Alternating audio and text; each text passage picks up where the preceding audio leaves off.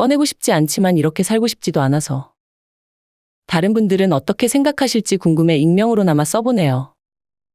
집은 어려웠고 아버지는 늘 하는 일마다 안 됐고 도박도 했고 그때마다 엄마에게 손을 벌리거나 몰래 대출했고 결국 나중엔 개인회생까지 했죠.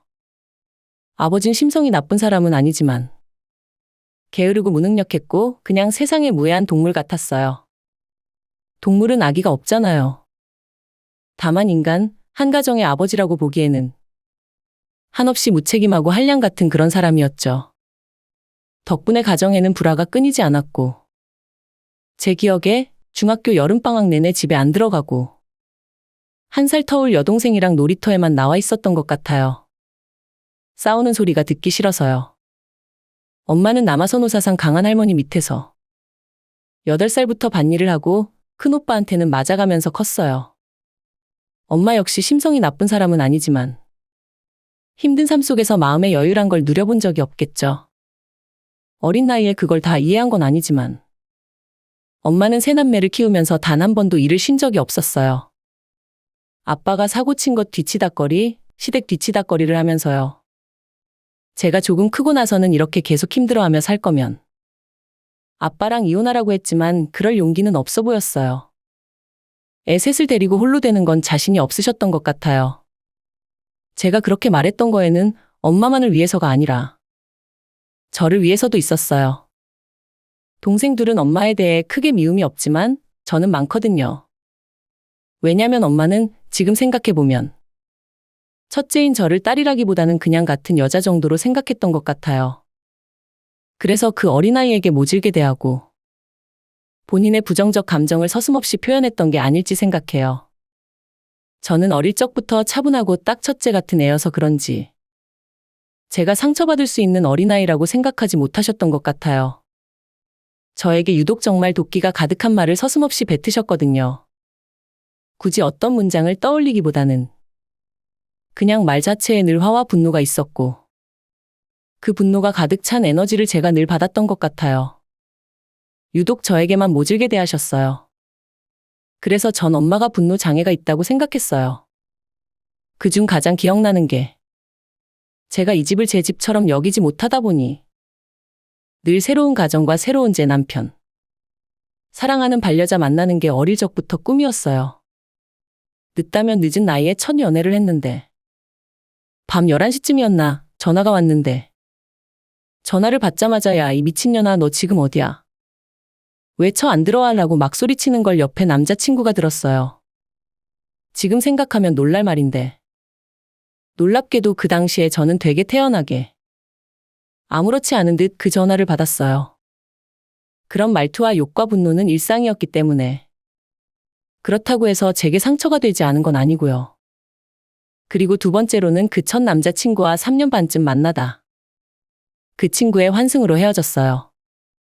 그때 첫 연애의 첫 이별이었기 때문에 너무 힘들어서 일주일 내내 밥을 한 끼도 못 먹고 원래도 마른 몸에 일주일 상간 5kg가 빠질 정도로 아무튼 제 인생 최고로 힘든 시기였어요.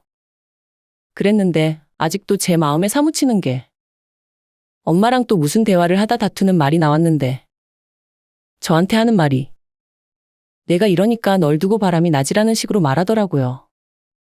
정확한 단어들은 기억 안 나는데 아무튼 바람 피운 원인은 너에게 있고 잘못이 너에게 있다는 말이었어요.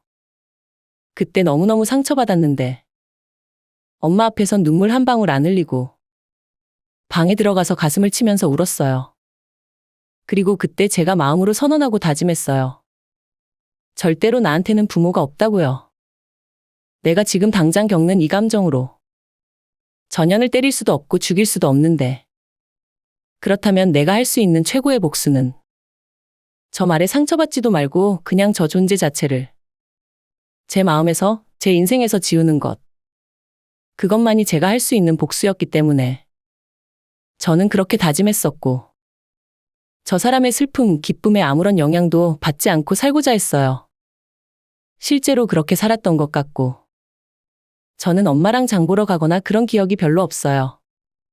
전 엄마 앞에서 무뚝뚝한 딸이었겠지만 밖에서는 사교성도 좋고 잘 웃고 친절한 아이였어요. 성인이 된 지금도 남들에게 친절한 사람이 되려고 노력해요.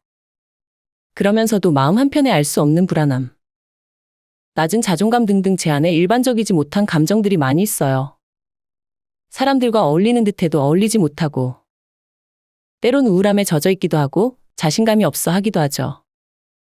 어릴 땐 몰랐는데 크고 나서 생각해보니 내가 당했던 것이 언어폭력이 아닌가 생각되고, 내 불안한 정서적 원인의 근본이 거기에 있지 않았나 싶고, 전 가난한 것에 대해서 부모를 원망해 본 적은 한 번도 없어요. 어쩔 수 없었다고 생각하고요. 그렇지만 물질적으로도 정서적으로도 어떤 것에도 의지할 것이 없었던 어린 시절이 지금의 독립적이고 조금 딱딱해 보이는 여유가 없는 사람으로 나를 자라나게 하는 원인이지 않았나 생각하게 되었고, 그렇게 생각하니 저 자신이 가여워지고 저 자신을 조금 더 스스로 다독일 수 있게 되더라고요. 제가 이렇게 글을 쓴 이유는 이제는 옛날보다 아빠가 조금 정신을 차렸고 엄마도 일을 쉬고 계세요. 더 여유가 생긴 건 아니지만 더 이상 사고를 치지 않으니 멈추어 설 수 있게 된 것 같아요. 엄마는 마음의 여유를 찾으니 이제 저한테 정서적 엄마 역할 그리고 정서적 딸 역할을 바라는 것 같아요. 저에게는 그것이 어색하고 불편하긴 하지만 그래도 세월이 흘렀고 때에 따라서는 집에 돈도 보내고 꽃도 보내고 선물도 보내요. 자식으로서 그런 도리는 안 하겠다는 건 아니에요. 그런데 저에게 집에 자주 안 온다고 서운해하거나 제 결혼이라든지 제 인생에 관여하려 들고 한마디 하면 제가 발작 버튼이 일어난 듯이 감정을 추스를 수가 없어요. 얼마 전에도 다툰 이유가 제가 오래 만난 남자친구가 있는데 아직 형편상 서로 결혼을 미루고 있거든요. 돈을 모아서 하자고. 그런데 명절에 같이 TV 보고 있었는데 갑자기 툭 앞뒤 없이 넌 계획 없냐라고 하는 거예요. 그래서 모른 척 뭐가 하니 결혼 계획 없냐고 하는데 제가 수없이 돈 없으니 모아서 할 거라고 했고 집에서 보태줄 것도 아니면서 왜 자꾸 간섭하냐고 했었는데 짜증 섞인 말투로 또 다시 묻길래 엄마 결혼 아니고 내 결혼 아니냐고, 왜 남의 결혼을 자꾸 간섭하냐고 하니 또 남 결혼이라는 말에 꽂혀서 뭐라 하면서 다른 집 딸들은 다 결혼하고 청첩장 가져오는데 어쩌고, 결국 그게 부럽다는 건데 그 부러움 때문에 내가 엄마 인생도 아닌 내 인생에 중요한 문제를 두고 결혼을 해줘야 하는 거냐고 하니 막 지랄 발광하듯이 소리를 지르고 눈물을 흘리면서 죽고 싶다고, 막 그러면 내가 엄마를 위로해줘야 하는 거 아니냐고 하대요. 그 말에 너무 어이가 없었어요.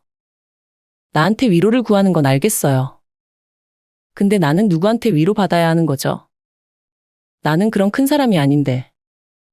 나도 내 인생이 힘들고 나도 내 몸 하나 건사하며 살아가기 힘든데 내가 누굴 위로하냐고 제가 되려 소리치고 집 나왔거든요.